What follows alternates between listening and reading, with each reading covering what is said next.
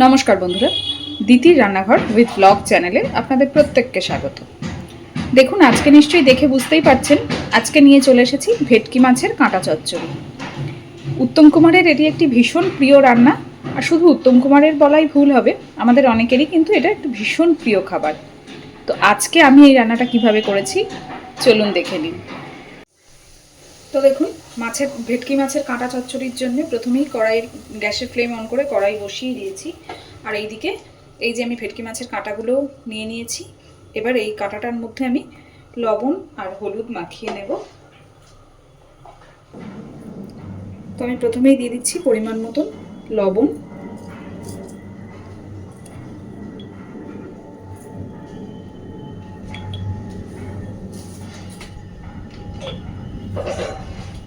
এবার দিচ্ছি হলুদ গুঁড়ো,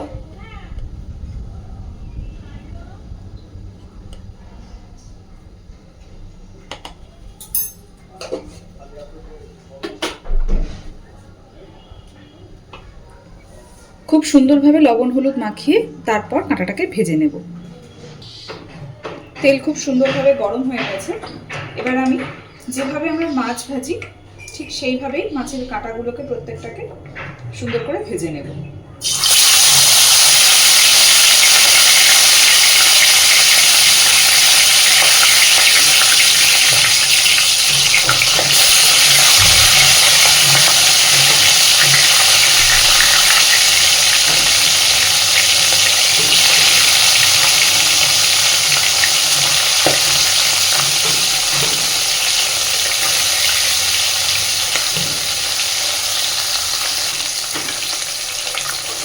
একদিক হয়ে গেছে, উল্টে দিচ্ছি।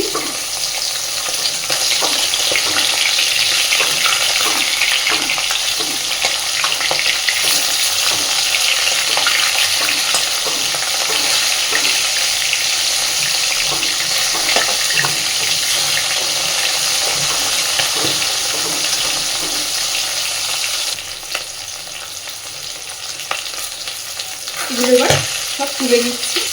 এই একইভাবে আমি বাকি সমস্ত কাঁটাগুলোকেও ভেজে নেব।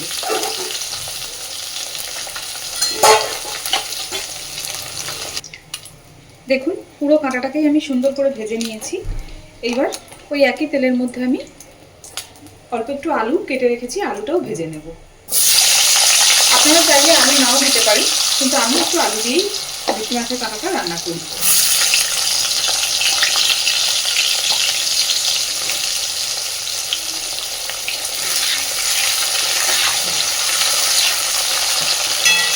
আলুটা ভাজার সময়তেও আমি আলুর মধ্যে দিয়ে দেবো অল্প একটু লবণ,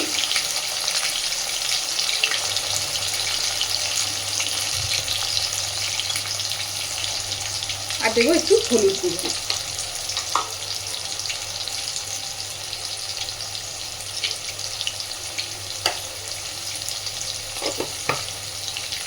বেশ লাল লাল করে আলুগুলো এবার একটু ভেজে নেব।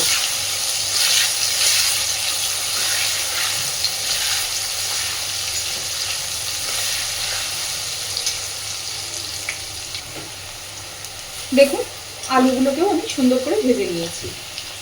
এবার আলুগুলো তুলে নিচ্ছি।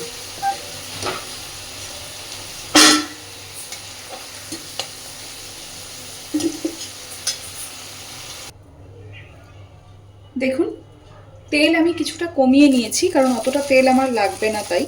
এইবার আমি ফোড়নে দিচ্ছি অল্প একটু 5 ফোড়ন,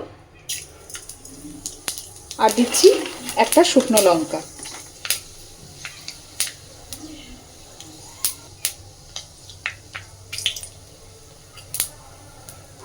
দিচ্ছি পেঁয়াজ কুচি।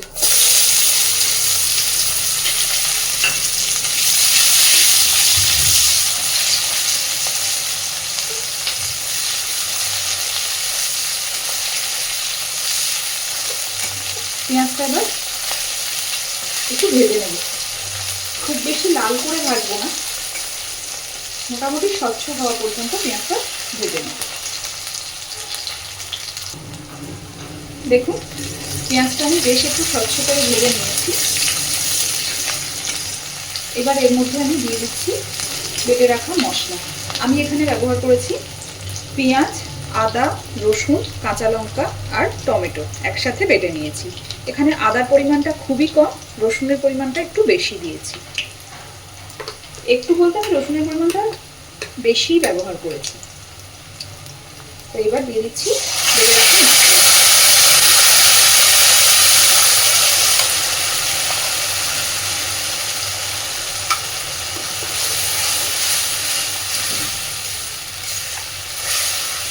খুব সুন্দরভাবে এবার মশলাটাকে কষে নিতে হবে।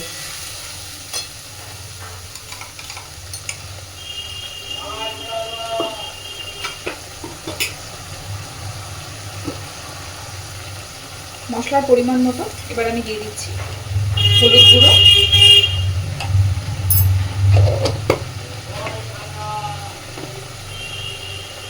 কাঁচা লঙ্কা দিয়েছি তাই গুঁড়ো লঙ্কাটা একটু বুঝে দেবো, দিচ্ছি লঙ্কার গুঁড়ো।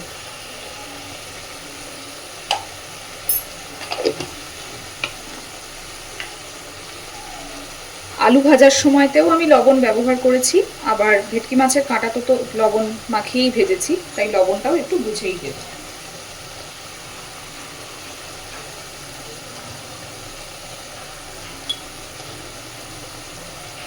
এবার মশলাটাকে খুব ভালোভাবে আগে কষে নেব।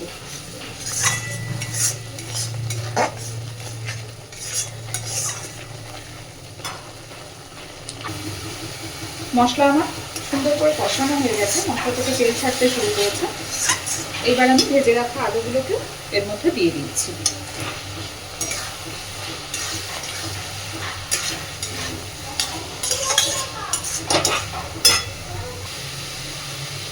আলুটাকে মশলার সাথে মিনিট 2 কষিয়ে নিয়েছি।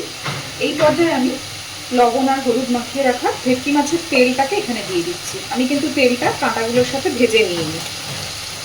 এই পর্যায়ে মশলার মধ্যে তেলটাকে ব্যবহার করছি। তেলটা দিয়ে আমি মশলাটাকে আরো খানিকক্ষণ কষে নেব।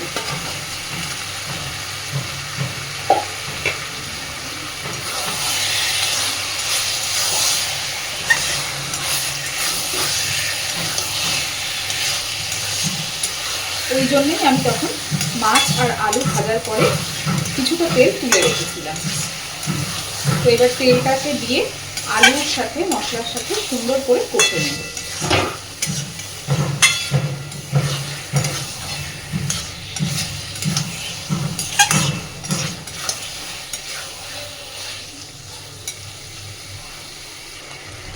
দেখুন তেলটা দেওয়ার পরে অনেকটা তেলই গলে গেছে।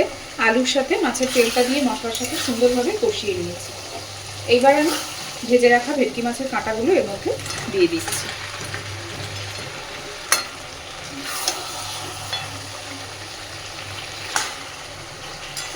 খুব সুন্দরভাবে সবকিছুকে এবার একটু মিশিয়ে দেবো।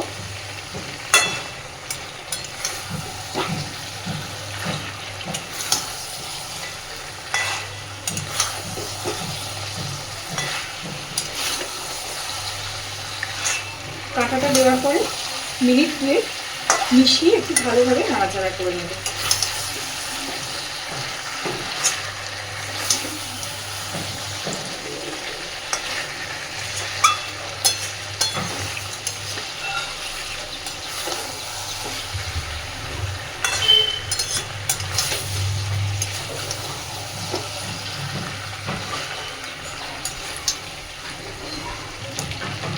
দেখুন আমি সব কিছুতে খুব সুন্দর করে মিশিয়ে দিয়েছি, আর কাঁটাটা মশলার সাথে আলুর সাথে খুব সুন্দরভাবে একটু কষেও নিয়েছি সময় ধরে।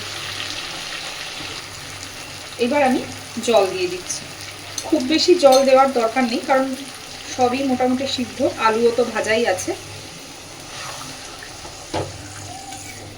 অল্প জল দিয়ে এবার এটাকে আমি ঢাকা দিয়ে দেবো। মোটামুটি মিনিট 5 ঢাকা দিয়ে এটাকে একটু রান্না করে নিলেই কিন্তু রেডি।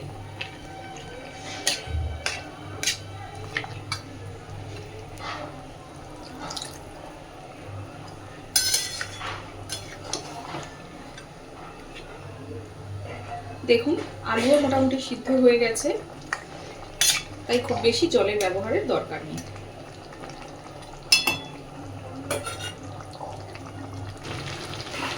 দেখুন বন্ধুরা, ভেটকি মাছের কাঁটা চচ্চড়ি কিন্তু আমার একদম রেডি। এইটা যেটা, এটা কিন্তু জলটা শুকিয়ে গেছে, তেলটা গলেছে, তাই তেলটাই এটা এরকম হয়ে গেছে। অপূর্ব সুন্দর একটা কালারও এসেছে। এই পর্যায়ে আমি গ্যাসের ফ্লেমটাকে অফ করে দিচ্ছি, আর ওপর থেকে দিয়ে দিচ্ছি সামান্য একটু গরম মশলার গুঁড়ো।